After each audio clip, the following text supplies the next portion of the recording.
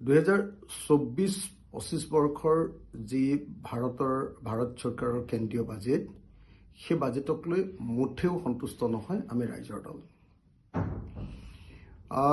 আমি দেখিছিলোঁ যে নিৰ্বাচনৰ সময়ত আটাইতকৈ ডাঙৰ সমস্যাটো ৰূপে দেখা গৈছিলে নিবনুৱা সমস্যা, আৰু এতিয়া দেখা গৈছে যে গোটেই ভাৰতবৰ্ষত আজিৰ দিনটোত যদি 18জন কোনোবা এখন হোটেলত ব্যক্তিগত পৰ্যায়ৰ কৰ্মচাৰী কেতিয়াবা চাকৰি ওলায়, সেই 18জন চাকৰিৰ কাৰণে 1 লাখ পৰ্যন্ত ষ্টুডেণ্টে এতিয়া ইণ্টাৰভিউ দিবলৈ আহে।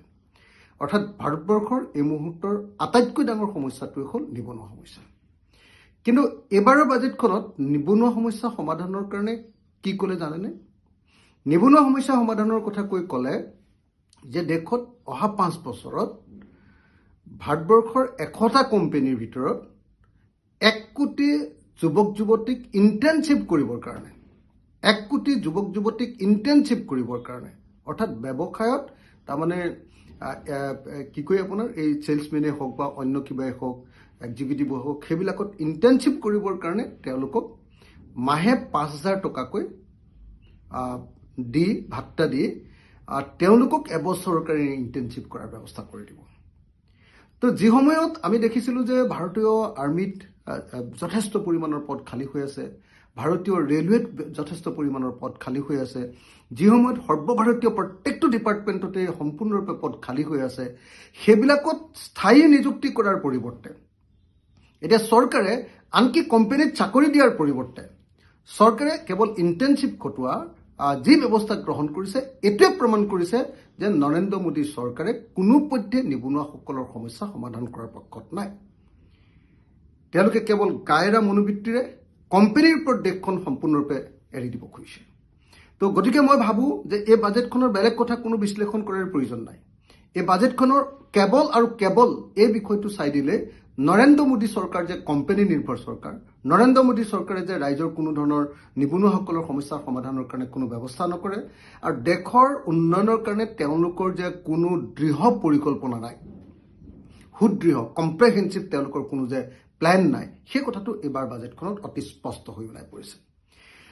এইবাৰৰ বাজেটখনত আমি দেখিবলৈ পালোঁ যে অন্ধ্ৰপ্ৰদেশ আৰু বিহাৰক 2টা পেকেজ দিয়া হৈছে।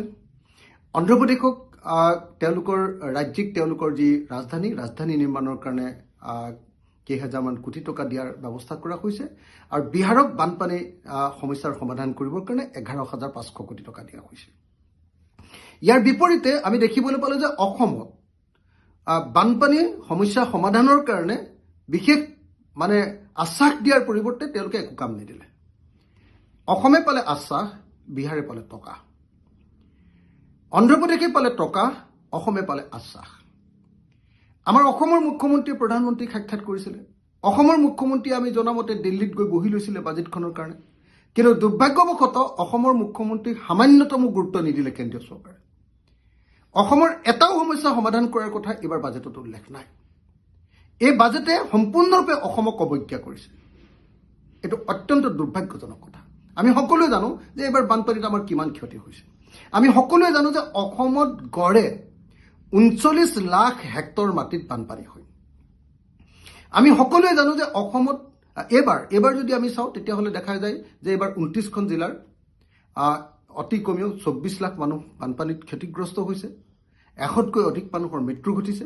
কিন্তু তাৰ পাছতো অসমৰ বানপানী আৰু গৰাখহনীয়া সমস্যাৰ সমাধানৰ কাৰণে 1 টকাও কেন্দ্ৰীয় চৰকাৰে দিবলৈ প্ৰস্তুত নহ'ল। এইটোৱে হ'ল নৰেন্দ্ৰ মোদী চৰকাৰখনৰ অসমৰ প্ৰতি প্ৰকৃত তেওঁলোকৰ মানসিকতা। তেওঁলোকে এ ফৰ আছাম বুলি কয়, ডিঙিত গামোচাখন লৈ অসমক ভালপোৱা দেখুৱায়, তেওঁলোকে অষ্টলক্ষ্মী বুলি কয়, কিন্তু কাৰ্যত অসমৰ সমস্যা সমাধান কৰিবৰ কাৰণে কোনো ব্যৱস্থা গ্ৰহণ নকৰে। অসমৰ তেল তেওঁলোকৰ কাৰণে, অসমৰ কয়লা তেওঁলোকৰ সম্পত্তি, অসমৰ চুনিল তেওঁলোকৰ সম্পত্তি, অসমত GST তেওঁলোকৰ সম্পত্তি, অসমৰ কৰ ব্যৱস্থাও তেওঁলোকৰ হাতত। অসমৰ মানুহৰ ইনকাম কৰিবৰ কাৰণে অসম চৰকাৰৰ কোনো ধন নাই, অথচ বাজেটত অসমৰ কাৰণে কোনো ব্যৱস্থা গ্ৰহণ কৰা নহ'ল। এইটো অত্যন্ত দুৰ্ভাগ্যজনক। গতিকে এই বাজেট অসম বিৰোধী এখন বাজেট, উত্তৰ পূৰ্বাঞ্চল বিৰোধী বাজেট, আৰু এই বাজেটে অসমৰ কোনো সমস্যা সমাধান কৰিব নোৱাৰিলে।